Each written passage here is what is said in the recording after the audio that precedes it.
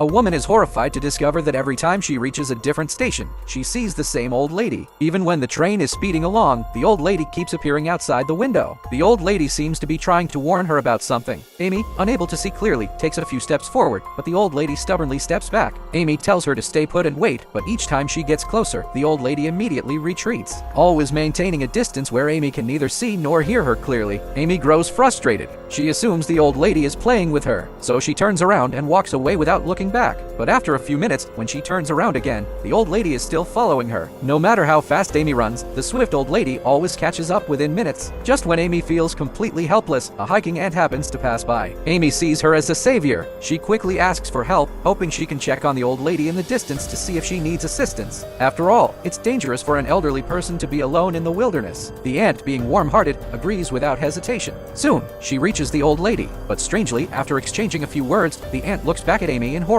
then screams and runs away frantically. Amy is terrified by what she sees and also flees at top speed, running toward a nearby small town. When she looks back, the old lady is still following her. Panicked, she ducks into a nearby inn. The presence of people inside offers her some sense of safety. She quickly explains that a strange old lady has been following her and asks if anyone knows her. The innkeeper glances outside and says the old lady is a stranger, but she looks very old, so perhaps she means no harm. He kindly invites the old lady in, suggesting they clear up any misunderstanding face to face. However, when the innkeeper steps outside, the same strange scene unfolds again. After the old lady says a few words, the innkeeper looks back at Amy in horror, then flees as if he's gone mad. Amy is horrified. She decides to stay the night at the inn and not leave. But the next morning, the old lady is still at the entrance. She hasn't left. Frustrated, Amy books the room for another 7 days. She wants to see how long the old lady can keep this up. But by the 5th day, the landlady demands she leave because the old lady's presence at the door is scaring off customers. And ever since the innkeeper spoke to her, he vanished without a trace.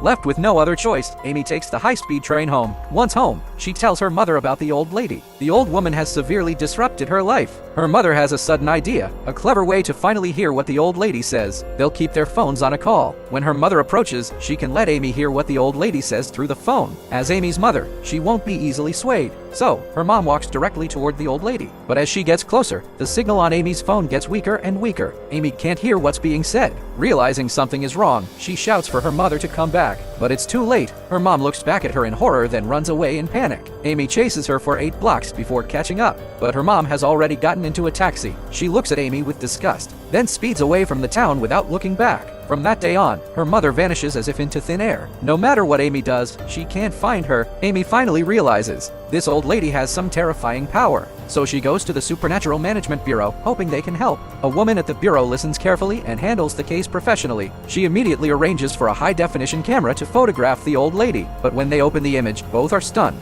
No matter how close the photo was taken, the image is always blurry. However, after calculations, they determine the distance between Amy and the old lady is always fixed at 73 yards, exactly 66.7 meters. This is the golden range just out of sight and earshot. It seems the only way to deal with her is to deploy their most elite forces. Amy worries even they may be swayed, but the woman assures her, "My team is psychically trained, they have telepathic dampeners, mesmeric shielding, and wear silver salt talismans for protection. It sounds impressive, it has to work." She gives the order, and hundreds of special ops soldiers pour out to surround the old lady. The woman reminds them, under no circumstances should they speak to the old lady, just grab her and go. But suddenly, the soldiers all freeze. After hearing what the old lady says, they all turn to look at Amy. Even the woman in charge looks serious, then turns to Amy, and immediately orders a retreat. She walks away without turning back. No matter how much Amy screams, it's no use. This leaves her in utter despair. Since she can't get rid of the old lady, she decides to try coexisting with her. After all, the old lady never directly harms her. Amy pretends not to see her and resumes living a normal life.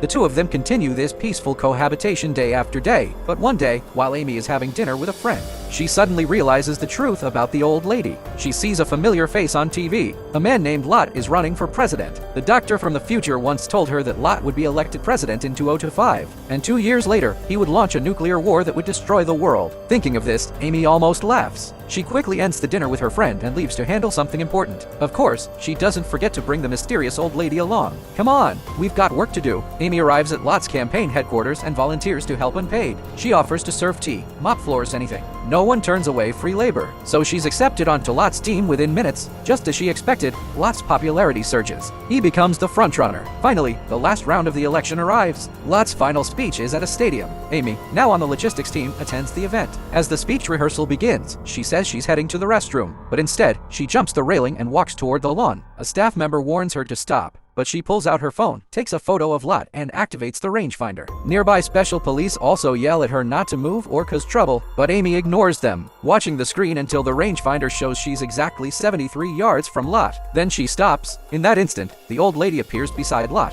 She waves her hands wildly. Lot, as if possessed, stares at Amy, then flees in panic. Not even 200 special police can keep up. Lot soon announces to the press that he's permanently withdrawing from the election. He asks not to be contacted, then disappears from the public eye forever. Thanks to her intelligence, Amy saves the world using the old lady's strange power. In the blink of an eye, 40 years pass. Amy, now elderly and with white hair, is nearing the end of her life. No one ever knew she once saved the world, but just as she's about to die, she is shocked to see the old lady has broken the 73-yard rule and is approaching her directly. As the old lady is about to turn her head, Amy suddenly recalls everything from her life. In the next moment, she finds herself standing in a wasteland. Looking ahead, she sees her younger self. Only then does Amy realize the mysterious old lady she had always seen was her future self, and now she has inherited the power to make others disappear. So she begins gesturing to young Amy, desperately trying to get her attention, because only by joining forces with her younger self can they complete the closed loop of saving the world.